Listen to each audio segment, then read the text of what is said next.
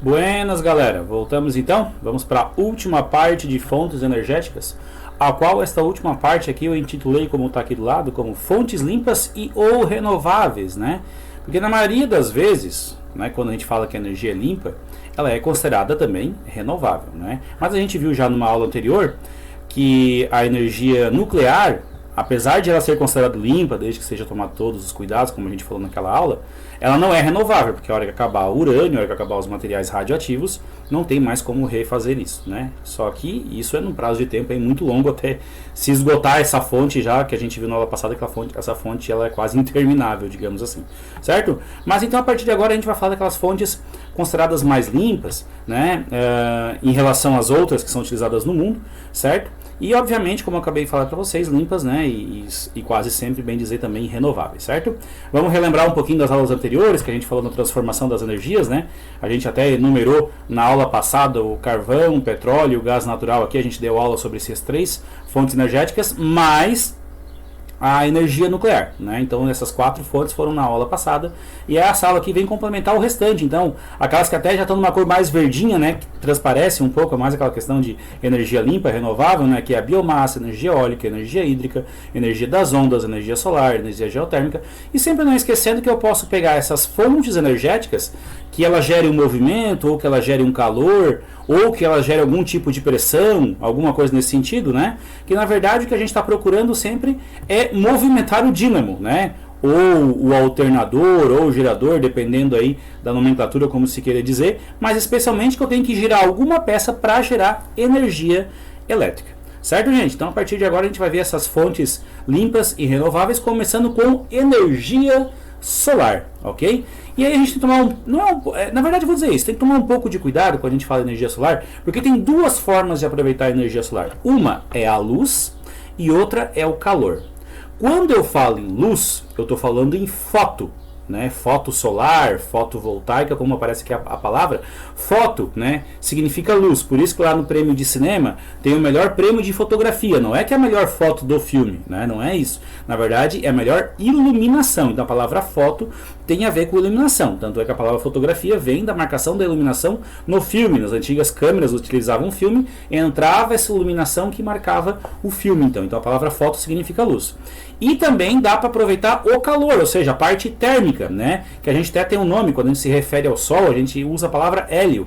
Hélio significa Sol. Heliocentrismo, né? O Sol no centro do nosso sistema. Heliotérmico, o calor do Sol. Então sempre que tem o radical hélio na frente, está se referindo ao Sol. Então eu posso aproveitar para gerar energia, não estou falando ainda de energia elétrica, eu posso falar para gerar energia tanto aproveitando a luz quanto o calor. No caso da luz, né, existe aí uma das únicas fontes, bem dizer, que eu não preciso gerar um dínamo, que eu não preciso gerar um gerador, ou seja, eu não preciso gerar nenhuma peça. A própria reação que acontece dentro das placas fotovoltaicas, né? Aí é um processo químico, não sou especialista no assunto, então não me ative muito em afunda isso, porque poderia falar alguma besteira para vocês. Deixa aí para um outro professor, né? Uma curiosidade de vocês para outro professor resolver essa situação. Mas aqui, o que eu trago de diferente é que em relação a todas as outras fontes energéticas, essa é a única, basicamente, que não faz nenhuma energia de movimento, transforma energia de calor, energia de próprio movimento de vento, energia de maré, alguma coisa, que tem que girar alguma peça para poder gerar energia. Aqui todas as reações acontecem dentro do próprio circuito, dentro dessas placas tectônicas, que transforma a luz solar, né, em energia elétrica. E ultimamente tem ficado muito comum, né, a utilização desse tipo de energia nas casas, certo? Até mesmo nesse último ano, cresceu mais de 50% a instalação de placas fotovoltaicas em residências, até porque a gente vem sofrendo constante aumento de energia, né? Então é uma conta que tem que se fazer bem, com bastante cuidado, e ver quanto que vale a pena o investimento nesse sistema. Ele não é barato, né? Eu vou chutar aí para vocês que para uma casa média sai acima de 10, 15, quase 20 mil reais, basicamente, esse processo, mas que depois vai ter um retorno, que depois de um tempo você vai deixar de pagar energia, e de um certo momento você vai ter o retorno financeiro por ter instalado essas placas, né? Cabe aí um cálculo, cabe aí um estudo de cada um da sua situação, certo? Então está ficando muito comum no Brasil a utilização, aliás, o nosso Brasil é um país imenso, um país muito ensolarado, né? Uma fonte energética aí limpa e renovável, muito bacana de ser aproveitada, né? Claro que obviamente um dia mais nublado, a geração de energia não atinge o mesmo patamar, ok? Uma curiosidade que eu vi há pouquíssimo tempo, olhando no celular ali, é que a produção de energia elétrica através das placas fotovoltaicas no Brasil já é maior do que a geração de energia de Itaipu. Eu não estou falando de todas as fontes hídricas, eu estou falando só da usina de Itaipu, que é considerada a maior do Brasil, a segunda maior do mundo, ou até mesmo, dependendo aí das comparações, às vezes a maior do mundo, né? Coisa que a gente vai falar quando chegar lá para falar sobre essa usina, certo, gente? Bom, uma outra forma de aproveitar a energia do sol para se gerar energia elétrica, ao invés que no caso a gente viu no slide anterior era a luz, agora é o calor através dos espelhos. Isso que vocês estão vendo aqui não são placas fotovoltaicas. Estão vendo ali o celular circulando? São milhares de espelhos, né, que existe ali um sensor que, de acordo com a movimentação do sol, aquele espelho ele se movimenta junto para fazer o quê? Com que os raios que batam nesses espelhos sejam refletidos tudo no mesmo lugar. Lembra quando tinha aquela história da gente pegar o celular para ficar incomodando o colega, de mirar no sol e fazer aquele reflexo na cara do colega? Coisa chata, né? Coisa bem infantil, né? Mas enfim, vou utilizar essa infantilidade para explicar isso, né? Imagina vários colegas infantis aqui com esse relógio, no caso aqui simbolizado por esses espelhos, né? Todos eles estão convertidos para essa torre aqui no meio, certo? Ou seja, ela está concentrando todo o calor em um lugar só. Aquele lugar está superaquecendo. Como é que funciona isso? Todos os espelhos refletem o calor para o mesmo lugar. Esse calor, então, ele é canalizado, né? Então existem formas de canalizar esse calor até uma caixa d'água. Ele esquenta a água gera vapor, o vapor passa por uma turbina que começa a girar por causa da força do vapor, que por sua vez está ligado a um gerador de energia. Pronto. O que a gente acabou de ver? Uma termoelétrica. Não é? Aquilo que a gente viu na aula anterior é uma termoelétrica. A única coisa que muda aqui é que a fonte de calor são os raios solares. É o calor enviado pelo sol. Certo, gente? E basicamente uma energia limpa e uma energia renovável, né? Sempre fala em escala de vida humana. Certo, gente? Então basicamente é isso daí. Certo? Uma curiosidade que tem também é que muitas casas, que às vezes vocês veem as placas que parecem que são de vidro, algumas vezes até são, não são na verdade placas fotovoltaicas, não são placas que transformam a luz solar em energia elétrica. Na verdade, elas estão absorvendo o calor solar e transformando aquele calor em alta temperatura para uma caixa d'água. Algumas residências, você já pode ver aquele primeiro modelo que está lá no lado, ó. No teto tem isso. O que está aqui dentro desse cilindro aqui? É a caixa d'água quente. Essas placas aqui embaixo estão cheias de mangueirinhas, né, geralmente de uma cor mais escura, para absorver o calor solar. Essas mangueirinhas ficam passando água, essa água superaquece, fica numa temperatura bem alta e a pessoa pode utilizar essa água então na casa, já que o grande vilão da energia elétrica na casa são os aparelhos que esquentam água, especialmente o chuveiro elétrico, e se tiver também uma torneira elétrica, né, o consumo de energia desses aparelhos chega a ser quase, bem dizer, mais de 50% do consumo de uma casa, né? Então às vezes tem casa que só tem a placa, mas a caixa da água, como essa figurinha que está agora aqui do meu ladinho, onde está o mouse ali, ó, tem uma caixa da água específica para armazenar água quente, e toda a tubulação da casa tem dois canos, um para água fria e um para água quente.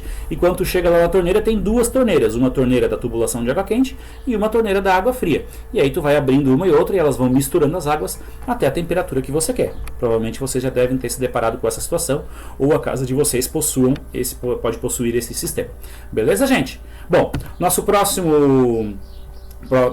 fonte energética limpa é a energia eólica, né? É a energia gerada através dos ventos. Essa aqui ficou fácil notar. Onde é que está o dínamo, o gerador aí, professor? Está aqui dentro do próprio aerogerador, né? Aquela parte ali central onde está circulando o mouse, né? Tem as hélices, o vento bate nessas hélices, essas hélices começam a girar e a força do giro dessas hélices faz com que o gerador lá dentro gere a energia elétrica, né? Uma questão bem simples, bem fácil de ver, né? Até esqueci de falar, vou voltar a imagem aqui como estava antes, né? Eu botei lá embaixo em inglês, ó, wind farms, né? Muito comum a gente começar a ver no Brasil, em Osório, Bom Jardim da Serra, tem alguns lugares aqui no Brasil que tem as wind farms, ou seja, são as fazendas de vento, né? Geração de energia elétrica a partir da força do vento, certo? E esse aqui mostra um gráfico demonstrando a potência que esses aerogeradores vem aumentando a força de geração. Na verdade, também segue pelo seu próprio tamanho, ou seja, estão aumentando o seu tamanho, estão ficando cada vez maiores, certo?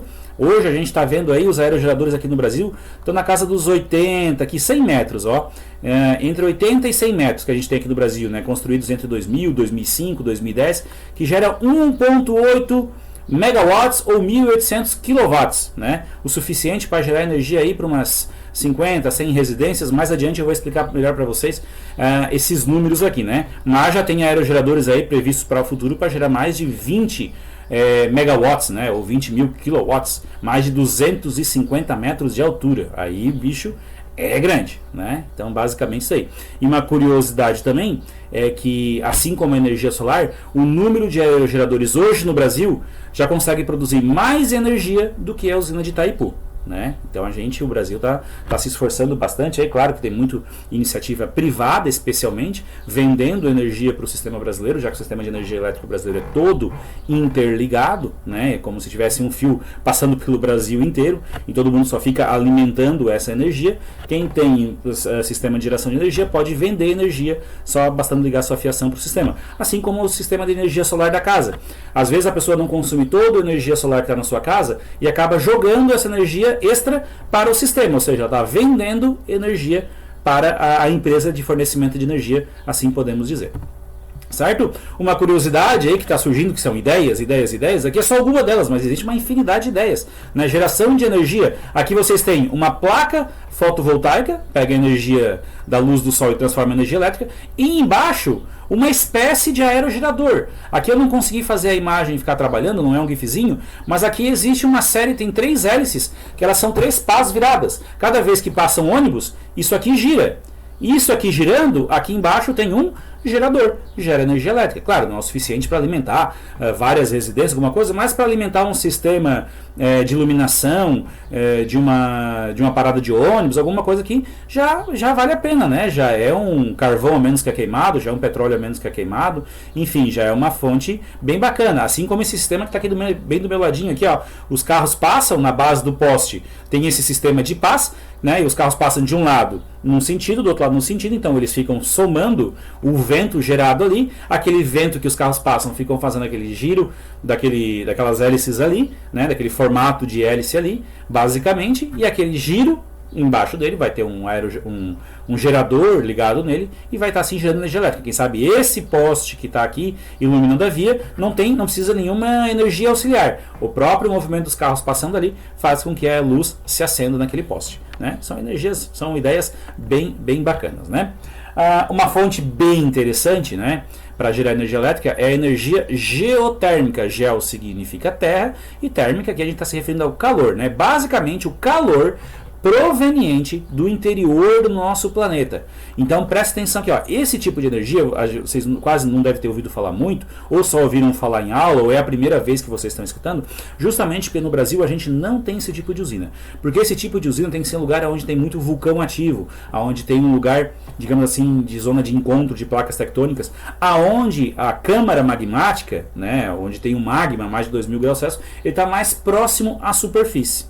Certo? Basicamente esse tipo de usina vai ser encontrado na Islândia, no Japão, né, no Havaí, certo? Nesses lugares existe esse tipo de usina, porque o combustível é zero, é o calor do interior da Terra, né? Então basicamente se canaliza o calor, né, ó, canaliza o calor que vem lá do interior da Terra, das áreas mais próximas, justamente onde tem áreas com intenso vulcanismo, canaliza esse calor entra em contato com a água entra no estado de vapor, a água toca uma turbina, essa turbina vai estar ligada a um alternador, gerador, dínamo, enfim, como a gente já falou nas outras aulas, e por sua vez vai gerar energia elétrica, né? Aqui tem de novo aquela torre de refrigeração, que é para a água voltar para o estado líquido para reaproveitar a água. Enfim, não deixa de ser uma termoelétrica, né? Assim como a gente viu na primeira, que era o sol que esquentava a água, aqui quem está esquentando a água é, na verdade, a câmara magmática próximo à superfície da Terra, né? Assim como a gente tem as outras termoelétricas que a gente viu na aula passada, movidas pela queima de diesel, ou queima de gasolina, ou queima de carvão, e assim por diante, certo? Então essa aqui é energia geotérmica, tá? Quanto à energia gerada através de ondas ou marés, eu teria que passar um vídeo específico para vocês entenderem bem. Então, na descrição deste vídeo, aqui embaixo na descrição, vocês vão ter 2 links, tá? Um sobre esse tipo de geração de energia elétrica através das ondas, né, que são os minhocões que tem lá em Portugal, que eles ficam fazendo assim e gerando energia elétrica, é bem interessante, tá? E um outro vídeo que é sobre um sistema de geração de energia elétrica criado aqui no Brasil, né, pelo Instituto Federal do Ceará, certo? No Porto de Pecém. Bem bacana, bem interessante, né? Nesse mundo aqui das ondas e da marés, existe também uma infinidade de outras formas de se gerar energia elétrica, certo? Assim como dos ventos também tem uma infinidade de ideias para gerar energia elétrica. Certo? Então, vocês podem acompanhar depois aí nos links da descrição desse vídeo, né? Biomassa. Essa aqui também é interessante. Quem está no ramo agropecuário aí tem crescido muitas fazendas com usinas de biomassa, principalmente as fazendas de criação de gado, né? Aqui, ó, o que é biomassa? É toda matéria orgânica de origem vegetal ou animal utilizada na produção de energia. Basicamente é o resto. Os restos, né? Assim como pode queimar o bagaço da cana, a cana já foi usada lá o seu suco para fazer o açúcar, para fazer o álcool, enfim, sobrou o bagaço de cana. Posso queimar o bagaço de cana para esquentar a água, para gerar vapor, para tocar a turbina, toda aquela história que a gente já viu, né? Aqui eu coloquei um exemplo para vocês que está tendo muito aqui no Brasil, nas grandes fazendas, as fazendas bem organizadas, né, principalmente de criação de gado, onde eles pegam as fezes dos animais, pode ser criação de gado, pode ser criação de suínos, né? Enfim, esse esterco, né, no caso, como a gente usa a palavra, essas fezes de animais vão para um grande bolsão chamado biodigestor.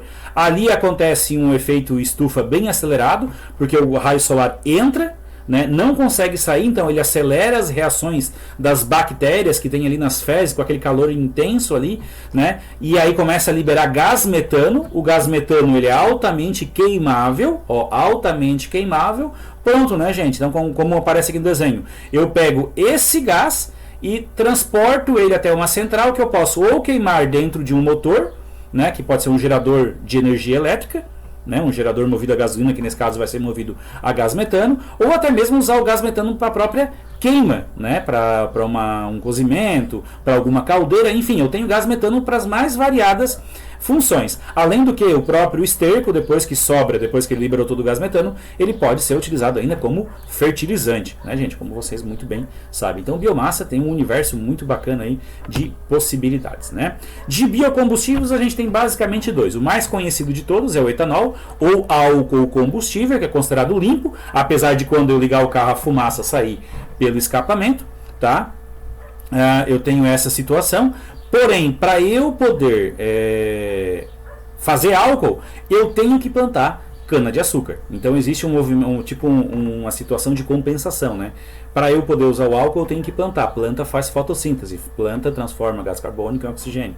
Tem essa situação aí, né? Lembrando que o Brasil é o maior produtor de etanol do mundo, né, proveniente especialmente da cana de açúcar, né, e desde do início dos anos 2000, 2001, 2002, a nossa região aqui sul do Brasil não é muito comum, mas na região sudeste, região nordeste é muito comum as pessoas abastecerem o carro com álcool, porque lá é que está a produção de cana, então não tem o frete, lá o preço é bem, assim, digamos assim, convidativo, né, para utilizar o álcool com os automóveis que começaram a ser produzidos em larga escala, flex combustíveis, como se diz, né? Tanto faz usar gasolina ou álcool ou a mistura em qualquer proporção, certo? Outro biocombustível que a gente tem é o biodiesel, né? Se o etanol é um substituto à gasolina, que pode ser usado nos motores da gasolina, o biodiesel, como o próprio nome já diz, né, é um substituto ao diesel, certo? Basicamente também feito através de óleos vegetais, certo? E os automóveis, no caso os caminhões ou os veículos movidos a diesel, não precisam de nenhuma adaptação para ser movimentado para o biodiesel. Se ele é diesel e quer botar 100% biodiesel, não tem problema nenhum.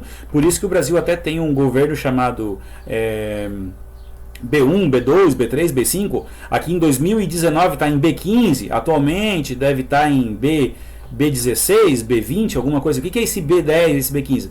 B8, por exemplo, 8% de biodiesel misturado ao diesel ali na bomba que se abastece no posto de gasolina. Então hoje provavelmente deve ter mais de 15% de biodiesel misturado ao diesel que se abastece na bomba nos postos de gasolina, né? É uma iniciativa aí para incentivar também o uso de combustíveis mais limpos e renováveis. Apesar do que quando queima também vai sair fumaça, mas ao contrário do petróleo que só extrai, o biodiesel eu preciso plantar alguma coisa, né, com essa ideia de fator compensatório, digamos assim, para poder gerar o biocombustível, certo, gente? E deixei por último aqui a energia hídrica, né? As grandes hidrelétricas, aliás, no Brasil a gente não tem só grandes, a gente tem grandiosas, gigantescas, medianas, pequenas centrais hidrelétricas, basicamente para gerar energia elétrica. Basicamente isso. Antigamente a força da água era utilizada para movimentar um moinho, movimentar uma serraria e tal, né? Mas basicamente o Brasil, pela sua riqueza hidráulica, pela riqueza de rios que tem, o Brasil hoje se aproveita muito dessa fonte para gerar energia elétrica. Por quê? Porque ela é muito barata, né? A gente vê que inicialmente tem um impacto. Aqui está mostrando para vocês a própria usina de Itaipu, que é dita por muitos ainda a maior do mundo. Por que ela é a maior do mundo? Porque se comparar a energia que produz o ano todo, ela produz mais energia que a usina da China, certo? Se eu não me engano, a usina de Três Gargantas que tem na China, ok? Essa usina chinesa, ela consegue produzir mais energia que a Itaipu durante uma determinada época do ano, quando acontece o degelo dos Andes. Mas se somar a energia que é produzida ao longo de um ano todo, a Itaipu produz mais. Aí é que está a briga para dizer, a gente é maior do mundo nesse quesito, mas a gente é maior do mundo naquele outro quesito. Se for no quesito tamanho de lago, né, a usina de Itaipu é a maior do mundo também, certo? Então basicamente o conflito se gera um pouco aí.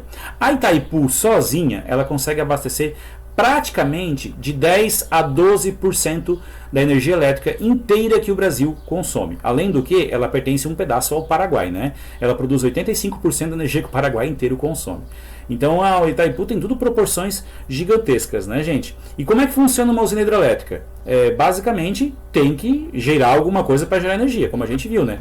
Basicamente se cria um reservatório, como é o caso da Itaipu, aquele reservatório grandão, como aparece aqui na imagem, para gerar mais pressão no duto, porque eu tenho coluna de água bem espessa aqui, tenho bastante pressão, essa pressão entrando em contato direto com a turbina, passando água aqui nessa pressão, faz com que o gerador gere energia elétrica. Aí a gente está falando de geradores, se tudo é gigantesco aqui, esses geradores também são gigantescos, né? Capaz de gerar energia elétrica aí, muito maior do que um aerogerador, muito maior que uma placa fotovoltaica, muito maior que qualquer outro sistema, né, tirando aí só talvez a energia nuclear, mas de todas aqui as proporções de geração de energia elétrica pelo tamanho da hidrelétrica que é a Itaipu é gigantesco, né? Então, como vocês podem ver, a dependência que o Brasil tem das hidrelétricas, como a gente de vez em quando fala do risco que o Brasil tem de faltar energia, por quê? Por causa da falta de chuvas, né? Às vezes passa por um período de seca, ocasionado por diversas situações, sejam elas climáticas, sejam elas por próprias ações humanas, né, desmatamento, queimadas, enfim, várias influências que pode ter aí.